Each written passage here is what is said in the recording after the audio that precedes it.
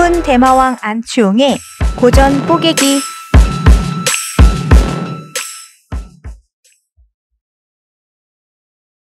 이번 시간은 정의론 2부입니다. 사실 롤즈의 정의론을 요약한 건데, 제1원칙하고 제2원칙은 우리가 이제 지난 시간에 살펴봤죠. 그래서 첫 번째 원칙을 요약하면은 자유의 평등이라고 할 수 있고, 두 번째가 이제 차등의 원칙, 그 다음에 기회 균등의 원칙, 두 가지로 설명을 되죠. 그러니까 사회적, 경제적 불평등이 성립하려면 최소 수혜자에게 이득이 되어야 된다 하는 거, 맥시민이라고 하는 원칙이었고, 그게 이제 이 책으로는 216페이지에 보면은 맥시민, 최소 중에 최대를 선택하는 얘기가 이제 나오죠. 그러니까는 이 정의로운 거는 효율적인 거하고 좀 달라요. 그러니까는 최소 수혜자에게 최대 이익이 되는 방식을 선택하는 거니까는 그게 이제 맥시민이고, 불가피하게 기회의 직책, 기회 이런 것들이 불균등하게 분배될 수밖에 없다면, 그런 것들은 균등하게, 기회가 균등하게 모든 사람이 개방된 다음에 와야 된다라는 게 이제 제1원칙과 제2원칙이었죠. 이제 그와 관련해서 이제 우선성 얘기를 하는데, 제1원칙과 관련해서는 제일 우선성이 자유의 우선성인데, 그러니까 롤즈의 정의론의 체계를 볼 수 있는 게 우선성이에요. 사실은 이 우선성 규칙. 무슨 말이냐면, 롤즈는 일단 분배의 문제, 권리, 의무, 그 다음에 등등을 나누는 것, 이런 거를, 그런 것들에 관련된 것들이 정의의 문제라고 한다면, 그거를 나누는 어떤 프레임워크, 틀을 만들 때 사회계약론이라는 입장을 취하고, 롤즈는 사회계약론이라는 입장을 취하는데, 여기서 그 사회계약의 가장 기본적인 전제는 사실은 이제 롤즈한테 맥시민이라는 원칙을 했어요. 그래서 이제 평등의 정의론이라고 할 수 있는데, 저쪽이랑 잘 안 맞죠, 그러니까 지금. 시장주의자들하고 잘 안 맞는 거죠. 그 평등의 자유론, 그 최소 수혜자가 그 중에서 최대 이득을 볼 수 있게 하는 그 원칙이 처음부터 끝까지 적용돼요. 이 양반이 반복해서 얘기를 계속해요. 우선성의 원칙도 그건데, 자유의 우선성인데, 자유를 위해서만 제한될 수 있다라고 하는 게 말장난 같은데, 사실은 형식론으로는 말이 안 되죠. 자유는 자유를 위해서만 제한될 수 있다는 말은 이제 말의 의미의 범위를 비켜나가게 하면서 그 의미를 확장시키는 방식인데, 어쨌든 기본적 자유는 자유를 위해서만 제한될 수 있는데, 이 표현들이 덜 광범위한 자유는 모든 이가 공유하는 자유의 전 체계를 광해야만 하고, 그러니까 자유의 덜 광범위한 범위를 제한한다면 그거는 어떤 원칙에 의해서 모든 이가 공유하는 이게 이제 모든 이라고 하면 그게 무슨 최소 수혜자라고 할 수 있지만은 이것도 최소 수혜자에 근접하는 거죠. 모든 이라고 한다면 가장 많은 이가 아니고 가장 적은 이를 포함하면 모든 이가 되는 거죠. 그죠? 그래서 모든 최소 수혜자의 자유를 강화할 수 있는 그러한 경우에만 자유의 제한이 가능한데, 그 첫 번째 자유의 우선성 중에 덜 광범위한 자유를 우리가 적용시킬 땐 그래야 된다는 거죠. 범위에 있어서. 두 번째는 덜 평등한 자유. 그러니까 불평등하고 좀 비슷한 말 같기도 하고 다른 말 같기도 한데, 용어 자체를 그냥 씁시다. 덜 평등한 자유는 어떻게 돼요? 보다 작은 자유를 가진 사람들에게 받아들일 수 있어야 된다. 그러니까 불평등은 앞에 그 원칙과 비슷한 거죠. 그거하고. 그 자유에 대해서는 이제 그렇게 얘기한 게 맥시민이라는 원칙이 자유와 관련해서 이렇게 적용되는 거고, 그 다음에 우선성 규칙은 이제 효율성과 복지에 관해서 얘기를 하는 건데, 이게 정의의 제의 원칙은 서열상으로 효율성의 원칙이나 이득의 총량의 극대화 원칙에 우선해야 된다고 그래요. 효율성이나 극대화, 이윤 극대화에 우선해야 된다고 얘기하고 있죠. 정의의 제의 원칙은. 그리고 공정한 기회는 그 차등의 원칙이 우선해 여기에 두 가지 경우가 있다고 얘기했는데, 요거는 이제 우리가 여기서 좀 많이 살펴본 거죠. 기회의 불균등은 보다 적은 기회를 가진 사람들의 기회를 증대해야만 하고, 비슷한 말 같은데, 그죠? 그러니까 비슷한 관점을 변주하고 있다 봐야죠. 그 다음에 B번 과도한 저축률은 이러한 노고를 치른 사람들의 부담을 경감시켜야만 한다 라는 얘기인데, 이제 과도한 저축률 부분은 이제 세대 간의 문제일 수도 있고 세대 내의 문제일 수도 있는데, 뒷부분에 보면 저축률에 관한 얘기도 다루고 있죠. 저축률에 어떤 세대가 효율성과 복지를 추진하기 위해서 초기에 그 원시적 축적 단계, 그러니까 자본의 원시적 축적이 아니라 어떤 사회의 정의로운 사회든 어떠한 사회든 존중받을 만한 기본적인 물질적 조건을 갖추기 위한 최초의 조건을 구비하는 단계에서 누가 희생해야 될 것인가 하는 문제들이 이제 앞부분에 나오는데, 원칙적으로는 누군가가 희생해야 될 이유는 없다고 봅니다. 똑같이 여기서 말한 사람은 과도한 저축률은 결국 이러한 노고는 치는 사람의 부담을 경감시켜야만 한다. 지금 세대가 다음 세대를 위해서 저축을 통해서 다음 세대의 미래를 준비한다 하더라도 이 세대의 일방적인 희생을 근거로 해서 미래 세대를 위한 자원을 준비해서는 안 된다는 얘기죠.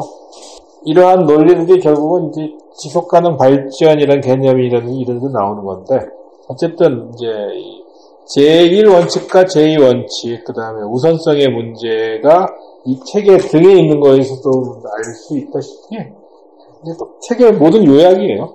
그래서 전 시간에 원칙에 대해서 요약을 했고, 그 다음에 우선성에 대해서 요약을 했는데, 어쨌든 자유를 규제할 때는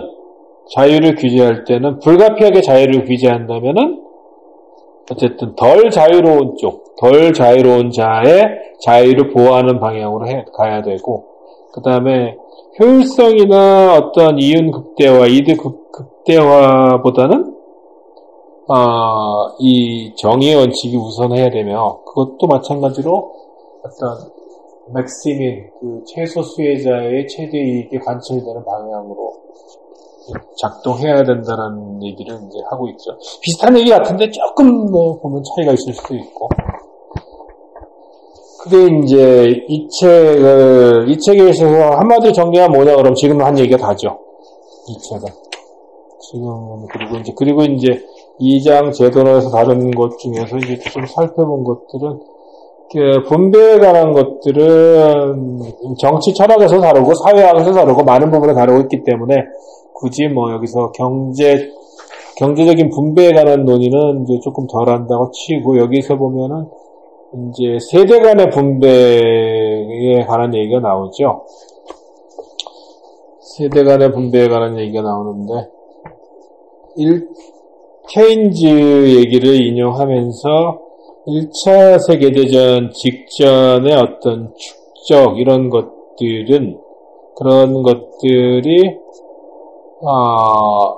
후대의 밑거름이 됐다는 얘기는 하죠. 그죠? 후대의 밑거름이 됐다는 얘기는 하는데, 어떠한 시기에 어떠한 시기에 우리가 다음 세대를 위한 축적 과정이 없다면 그 세대가 어떤 특정 세대가 비약적으로 발전하는 일은 불가능하죠. 근데 이제 지속가능 발전이란 우리 공동의 미래라는 선언에서 얘기했던 지속가능 발전, Sustainable Development라는 발전의 개념에 나와 있는 거하고 이제 유사한 개념을 여기서 이제 내놓고 있는 거예요. 그러니까는 지금은 이제 현 지속가능 발전에서는 현 세대가 자신의 욕구를 충족하는 데 있어서 미래 세대가 자신들의 욕구를 충족시킬 능력을 저해하지 않는 범위 내에서 자신들의 욕구를 충족해야 된다라고 이제 얘기하는 게 지속가능 발전에서 하는 얘기인데, 같은 개념이에요, 거의 같은 개념이라고 보는데, 문제는 근데, 어느 시기에는 희생이 불가피해요, 사실은. 어느 시기에는 누군가 희생을 해서 어떤 시대가 부모 세대가 희생해서 자식이 잘 살게 되고 이런 과정이 있는데, 우리나라에서도 이제 그런 과정이 나타났잖아요. 이제 세대 간의 문제는 그러나 이제 여기서 관가하고 있다기보다는 엄밀하게 못 다루고 있는 거.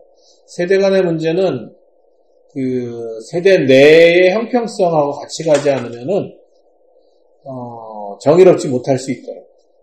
그러니까 롤즈는 어떤 시간, 어떤 세대가 우선하지 않는다라는 얘기를 하고 있어요. 부담을 지더라도 그들이 일방적으로 희생하는 구조에서는 안 된다는 얘기를 하고 있는데, 우리나라에 그런 일이 일어났죠. 많은 나라에서 그런 일이 일어났어요. 원시적인 축적 단계에서.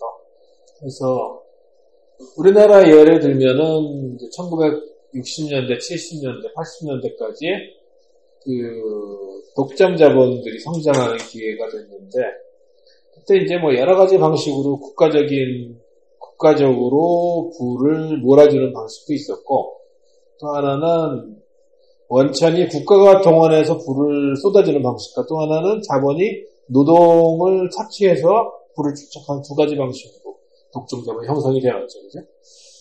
노동 분배율, 노동소득 분배율 같은 것들을 통계 수치를 보면 딱 나타나요, 그때. 자본이 가져가는 몫과 노동이 가져가는 몫. 그리고 이제 국가는 노동운동을 억압하고 노동자들이 자신들의 몫을 가져가지 못하는 방식으로 하는 것. 그러면 이 세대 간의 문제를, 롤즈가 다룬 이 얘기를 우리가 실제 사례를 통해 살펴보면은, 과거 세대가, 우리 윗세대가 지금 세대를 위해서 준비한 과정은 사실은 경제발전 과정에서 그 이전 단계에서 못 먹고 못 살고 힘들었기 때문에 사실 과도하게 희생했다고 보기는 힘들어요. 왜냐하면 그 이전에 국민소득이 100불도 안 되는 시기였으니까. 보릿고개를 겪고 굶어 죽고 이런 세상에서 어쨌든 밥을 먹을 수 있는 시대로 이행했으니까. 그런 문제는 어떻게 보면은 우리 경제발전 단계에서는 제기될 수 없을 것 같은데, 세대 내의 문제에서는 그 문제가 있어요, 확실하게. 그리고 세대 내에서 축적된 불평등 또는 부정의는 세대를 이어서 지금까지 이어지고 있잖아요. 말하자면은 우리가 지금 헬조선이니 흑수저니 금수저니 하는 지금에 나타나고 계급적인 질서의 근원은 우리 아버지 세대에서 깃틀이 만들어졌잖아요. 저는 세대 간의, 롤즈가 말하는 세대 간의 특정한 시간이 우선하지 않는다. 또는 과도의 저축을 하는, 그러니까 미래를 위해서 축적이 아니고 저축을 했다고 치고, 저축하는 세대의 부담을 경감시켜줘야 된다고 했을 때, 이 사람들은 사실 이렇게 고통스럽지 않았어요. 우리 윗세대는 많이는. 왜냐하면 그전에는 더 힘들었으니까. 어쨌든 그전보다 나아졌으니까 견딜만 했지만, 문제는 그것만으로 해결이 안 된다는 거예요. 당시에 불평등을 구조화하는 방식으로 축적이 진행됐기 때문에 지금에 와서는 우리가 볼 수 이 어떤 사회의 엄청난 활력의 저하, 불평등의 구조와 그 다음에 이 탈출구가 없는 이 뭐라 그러죠?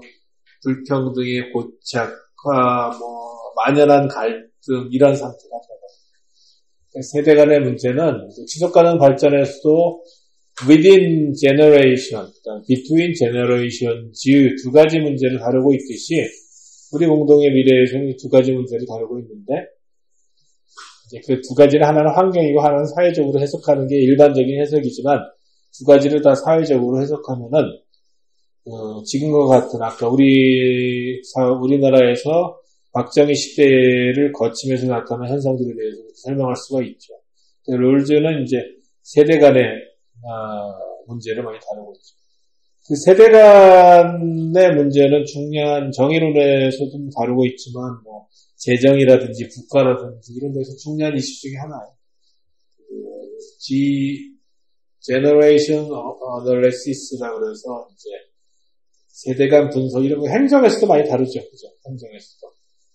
그러니까 가장 많이 나오는 얘기가 국민연금 같은 국민연금, 그 다음에 부양 비율 이런 것들이 그리고 적정한 세금, 적정한 복지 이런 것들과 관련해서 결국 정의와 문제와 연결되기 때문에 그래서 쉽지는 않아요. 근데 산정하기가.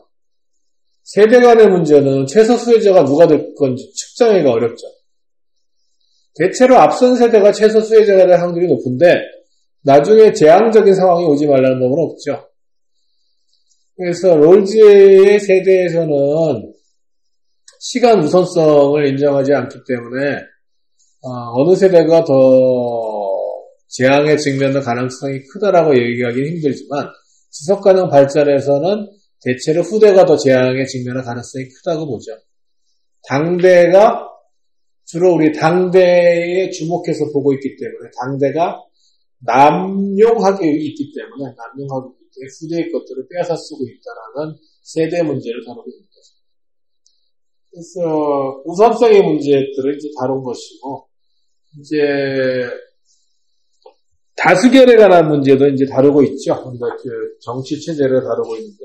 근데 다수결이라는 거는 우리가 포기할 수 없는 거죠. 다수결이 없다면은, 다수결이 틀릴 수도 있지만, 다수결이 없다면은, 우리가 정의를 구현할 수는 없죠. 결국은. 근데 다수결이 항상 정의롭지도 않고 옳은 건 아니죠. 그렇다면은, 다수결이 옳지도 않고 정의롭지도 않지만 우리가 다수결에 의존해야 되는 상황은 어떻게 극복해야 될 것이냐라는 문제가 항상 있는 거죠. 그렇다면은 다수결을 둘러싼 주변의 정의로운 제도와 장치들을 통해서 다수결이 범할 수 있는 실수들을 교정할 수 있는 체계들을 우리가 끊임없이 마련을 해야만 그 사회는 정의롭고 건강한 사회가 될 수 있다고 보는 거죠. 그럼에도 불구하고 다수결을 포기하면 안 되죠. 다수결을 포기하는 순간 민주주의를 포기하게 될 수가 있죠. 결국 다수가 우매하고 다수가 틀렸으며 소수의 어떤 지혜를 통해서 다수를 끌고 나가야 된다는 오만한 생각들이 끊임없이 민주주의를 훼손하고 있는 것이기 때문에 민주주의는 다수결에 대한 신뢰로 지탱되죠. 다만 다수결을 가능케 할 수 있는 정보의 올바른 공급과 그 다음에 왜곡이 일어나지 않도록 하는 장치들, 토론의 활성화, 그 다음에 특정한 의견의 배제 이런 것들이 일어나지 않는 사회 체계에 대한 끊임없는 욕구, 쟁취 이런 게 선결돼야만 다수결은 의미를 가질 수 있죠. 두 가지는 같이 가야죠. 그리고 이제 롤즈가 양심의 자유와 특히 이제 시민 불복종 같은 얘기에 대해서 얘기를 하고 있는데 시민 불복종은 우리가 전에도 다룬 적이 있었죠. 소로의 같은 책이 있죠. 시민 불복종이란. 여기 있는데, 시민불복종은 이제 롤즈가 정의하는 시민불복종은 기본적으로 정치적이고 공공연하며 그리고 비폭력적인 운동이며, 그것들은 불복종을 통해서 일부 자기들이 바꾸고자 하는 법뿐만 아니라 기존의 법체계를 위반하긴 하지만, 그렇지만 현 체제를 건강하게 변화하려는 욕구를 갖고 있다고 설명을 하죠. 예를 들어서 우리가 국가보안법 설태를 위해서 우리가 뭐 도로교통법을 위반한다든지 일부러 사소한 법들을 위반함으로써 항의를 표시하는 방식들, 이런 것들이 있을 수 있죠. 이제 그런 것들에 대한 이제 용인이 있는데, 결국은 그 최종 신급은 어떤 것이 정의의 문제인가 하는 것으로 가는 거죠. 다수결의 문제하고도 연결이 되죠. 시민불복종은 결국은 그러니까 조금은 정의로운, 거의 정의로운 사회라서 다수결에 의해서 정의의 원칙에 입각한 어떤 제헌의회까지는 아니더라도, 제헌의회는 이미 지났고 다수결의 원칙에 의한, 다수결에 의한 또는 다수의 의견을 대변하는 그런 법에 의해서 국가나 사회가 통치된다고 했을 때, 그럼에도 불구하고 아까 말했던 그런 미비점으로 인해서 소수의 권익과 어떤 자유가 침해되고 있다고 생각한다면, 그것들을 극복하기 위해서 우리가 일종의 시민불복종 같은 걸 할 수도 있는 거죠. 그리고 이제 문제는 이제 많은 소수가 나와서 같은 방식으로 했을 때 무정부 상태가 되는 것이 아니냐 하는 우려에 대해서 롤즈는 일축하죠. 건강한 토론의 가능성이 민주주의를 활성화하고 민주주의를 통해서 정의를 강화한다고 보는 게 이제 롤즈의 생각이죠. 결국은 최종 신급은 뭐냐라는 얘기를 하는 거죠. 우리가 민주주의에 대한 책에서도 살펴봤듯이 안경을 안 쓰니까 글자가 잘 안 보이는데, 최종 신급에 관한 문제인데, 시민불복종을 어떻게 정당화할 것이냐. 시민불복종에 대한 정당화 문제는 우리가 살펴보고 갈 문제예요. 그러니까 정의의 일원칙, 제2원칙이 있고 우선성의 규칙 같은 것들을 이제 우리가 살펴봤다면, 거기서 키워드들은 평등에 관한 문제하고 최소수혜자의 최대 이익, 맥시민, 이 두 가지를 기억하면 되는데, 롤즈의 정의론에서 우리가 사용할 것들은. 근데 이제 또 하나 우리가 생각해 볼 것들은 다수결의 원칙을 어떻게 받아들일 것이냐 하는 문제. 다수결은 민주주의의 기본 틀이기 때문에 존중되어야죠. 아까 설명한 대로. 근데 다수결은 그 자체가 아니고, 나머지 아까 주변적인 장치가 마련되지 않으면 다수 독재가 될 수 있죠. 또는 중국 정치가 될 수도 있고. 시민불복종을 어떻게 받아들일 것이냐. 비교적 정의롭게 법이 제정됐다면 시민불복종은 어떻게 될 것이냐. 예를 들어서 소크라테스가 악법도 법이다라고 했을 때 우리가 그러한 말들을 어떻게 해석해야 될 것이냐 하는 이런 문제와도 관련이 돼 있죠. 근데 여러 가지 설이 있지만 저도 이제 롤즈의 견해에 동의하는데, 최후의 법정 또는 우리가 익숙한 말로 하면은 문학적인 표현으로 하면은 심급, 최종 심급에 관한 문제입니다. 그러니까 누가 결정하는가 하는 문제. 허무맹랑한 답변을 내리고 있는데 그럼에도 불구하고 이게 답일 수밖에 없어요. 무슨 말이냐 하면은 세상에서 제일 좋은 대학이 어디냐라고 얘기를 하면은 연대일 수밖에 없잖아요. 지난번 서평에서도 지난 주말에 본 책에서도 그 얘기를 하는데, 근데 너무 허무한 결론이지만은 항상 답이 연대일 수밖에 없다는 것들은 이 말하고 똑같은 말이죠. 롤즈가 여기 이런 말을 했죠. 누가 결정하는가라는 질문에 대한 답은 다음과 같다. 모든 사람들이 스스로 잘 생각함으로써 모두가 결정하는 것이고, 합당성, 예의 및 행운과 더불어, 행운이라는 표현이 들어야죠. 행운과 더불어 그것은 흔히 아주 잘 되어간다 라고 되어 있죠. 506페이지에 있는 말이에요. 이게 세상에서 제일 좋은 대학이 어디냐에 대한 대답이 연대라고 했을 때 같은 말이죠. 누가 결정하는가, 최종 신급이 무엇인가에 대해서 정의론적으로 이제 표현한 것이 이것이고, 조금 더 사회과학이나 사회과학적으로 설명하면 그 옆에 이제 이렇게 쓰죠.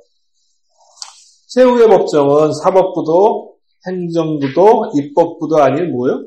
전체로서의 유권자이다라고 있다고 했죠.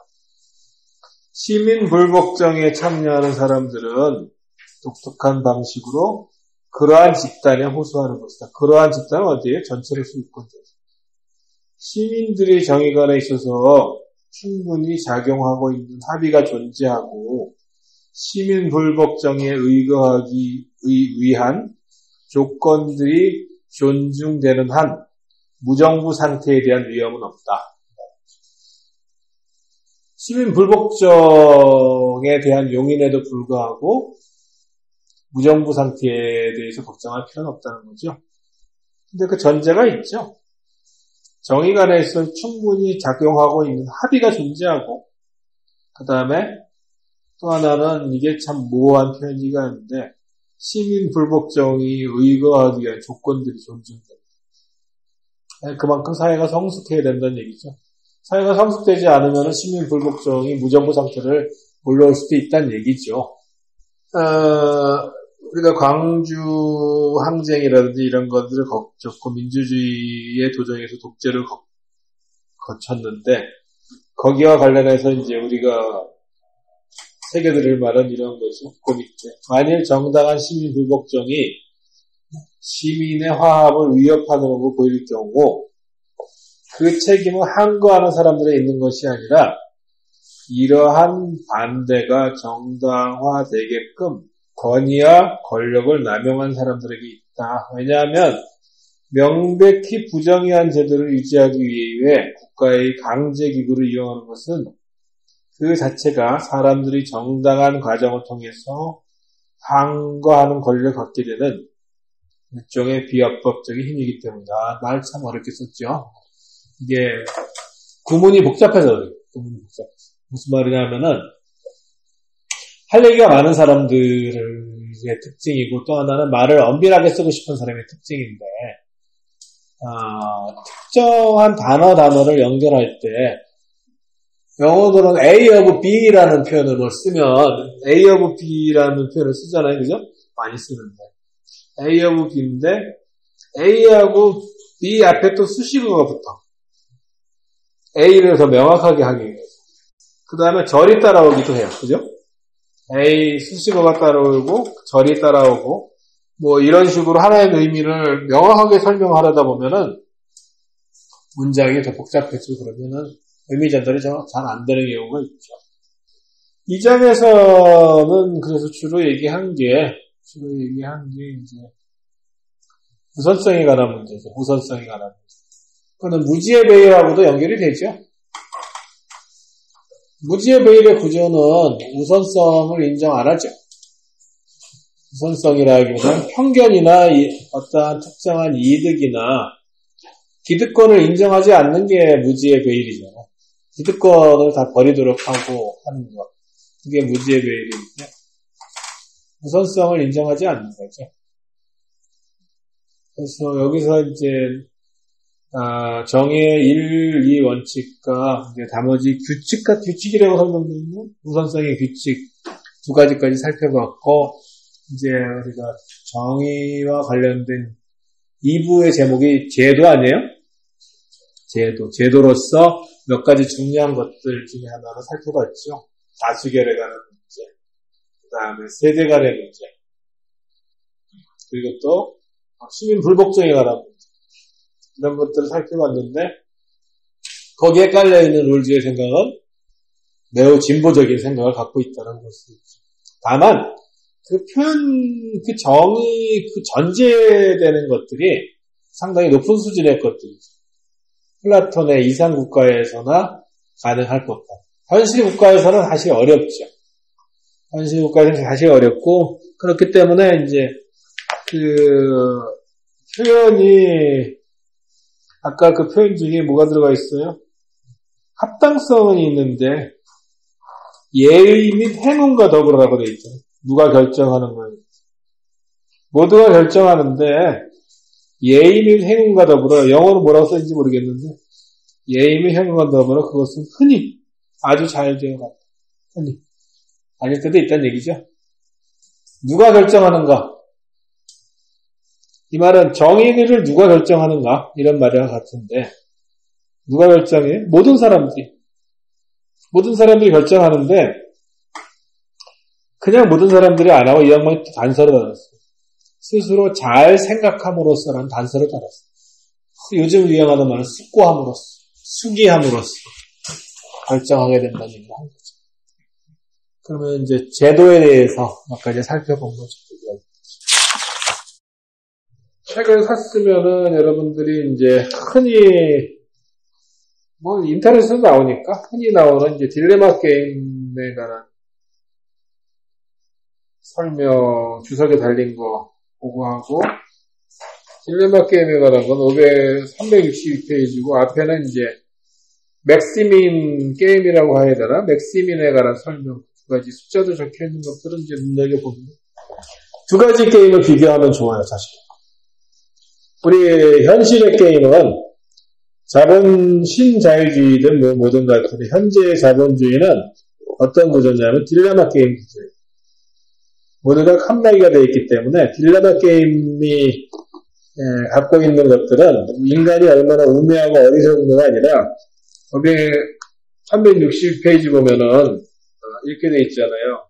둘 다 묵비권을 행사하면 1년씩 살고 두 사람한테 보면은 누가 가장 효율적이에요? 두 사람 다 일일하고 나가니까 가장 최선이지만 결론은 어떻게 돼요? 실토하면은 둘 다 5가 되잖아요. 그래서 둘이 10년을 살아야 돼요, 비율.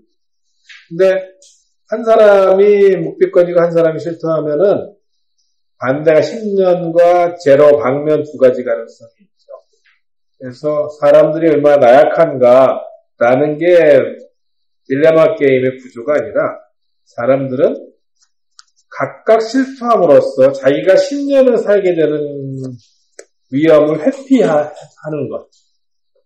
10년이 아니라 5년을 살게 되는 것을 선택하는 게 합리성으로 작동하는 게 자본주의가 갖고 있는 문제라는 거예요. 현존하는. 자본주의라고 하지 말고 자본주의 사회의 특징이, 현존 자본주의의 특징은 둘 다 실토함으로써 최선의 선택이 될 수 있는 둘에게 각각 합쳐서 2년 뺏기 감옥에 안 있게 되는 선택이 아니라 둘이 각각 10년을 살게 되는 선택을 하게 되는 거죠. 근데 각각은 사회적으로 보면 다 나쁜 선택이다. 사회적으로 다 10년을 살게 돼. 어떤 선택이다. 근데 2년이 살게 되는 최선의 선택이 불가능해요. 이 구조에서. 왜냐하면 그들은 칸막이가 되어 있기 때문에 그러한 선택을 하는 게 가장 합리적인 선택이겠죠. 자본주의에 있어서. 물론 이제 이거는 다른 경우예요. 다른 경우. 부모 자식이라든지 또는 뭐 특정한 연인 사이라든지 이럴 때는 제가 불더라도 나는 침묵하겠죠. 모든 부모는 아니고 한 7, 80%의 부모는 자기는 침묵할 거예요. 아들이 불더라도 자기가 10년을 살 거예요. 그런 선택을 할 텐데 그런 게 아니고 일반적인 경우라면은 그게 합리적인 선택이 된다는 거죠. 근데 앞에 보였던 맥시민 게임이라고 했었던 맥시민 선택에서는 다르죠. 배려가 일어나죠. 가장 약한 자가 그나마 가장 많이 가질 수 있게 해주는.